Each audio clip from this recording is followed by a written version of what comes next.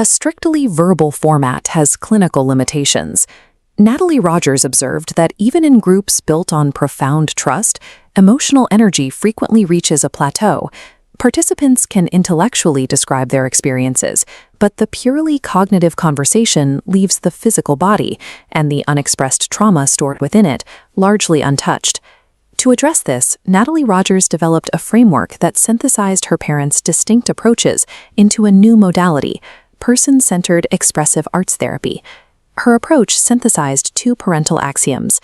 First, from her mother Helen, art is for pure self-exploration, free from judgment.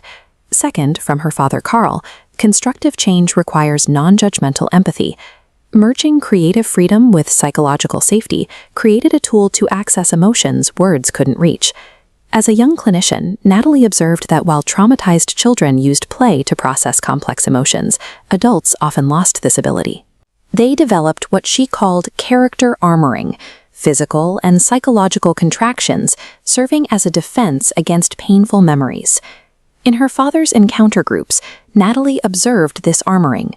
Despite profound trust, emotional energy frequently stalled because words had reached their limit. She realized ignoring the physical body carried a severe cost. Her own body acted as a somatic sponge, absorbing participants' unreleased trauma. Natalie built upon Carl Rogers' requirements of psychological safety and freedom. She added a third condition, offering stimulating experiences. Providing materials like clay invites physical imagination, bypassing cognitive defenses. This establishes a new language for self-expression, without the therapist directing the client's inner experience.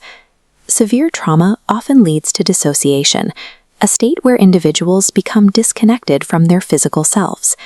Movement serves as the primary vehicle to address this. By engaging the body, clients break through the muscular contractions of character armoring, safely re-entering their physical selves and accessing stored memories. The therapy utilizes the creative connection, an intermodal sequence deepening experience through different art forms. It begins with somatic movement, awakening pre-verbal emotions. This energy flows into visual art, creating a symbolic projection. Finally, this projection translates into intellectual processing through writing or poetry, gaining a cognitive understanding. This sequential interplay allows the client to move through different layers of their consciousness. By transitioning from kinetic motion to visual symbols, and finally to the written word, individuals process trapped somatic sensations, integrating them into a coherent personal narrative. Central to this integration is acknowledging the shadow, the reservoir of repressed emotions like rage, fear, and grief. Suppressing these feelings prevents individuals from reaching wholeness, often leading to the destructive projection of these emotions onto others.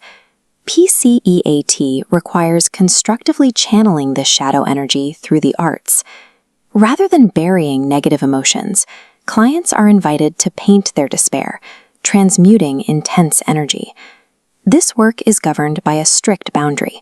Aggressive and violent feelings are unconditionally accepted and safely explored through symbolic expression.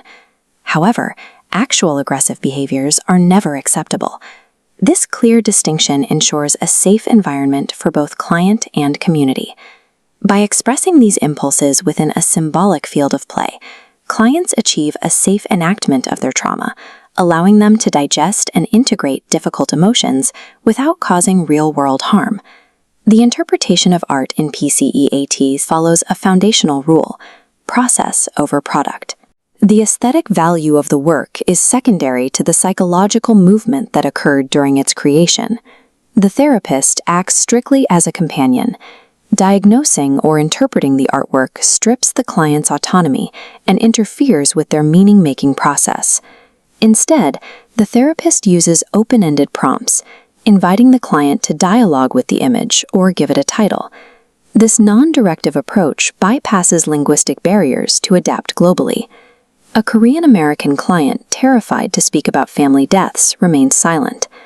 Honoring her privacy, the therapist allowed her to process profound grief by painting Panama Island, privately writing her trauma on the canvas back until ready.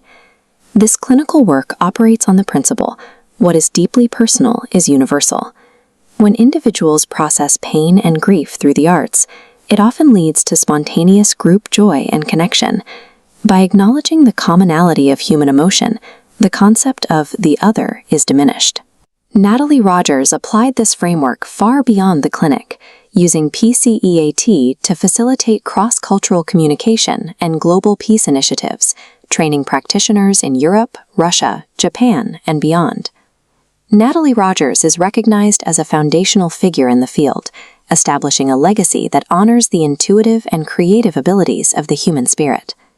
Her work demonstrated that for the deepest psychological wounds, words alone are often insufficient for achieving full resolution.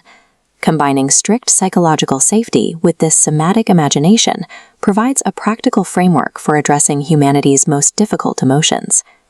By creating a secure container for aggressive and painful impulses, this approach allows individuals to achieve psychological integration and move toward constructive action in the world.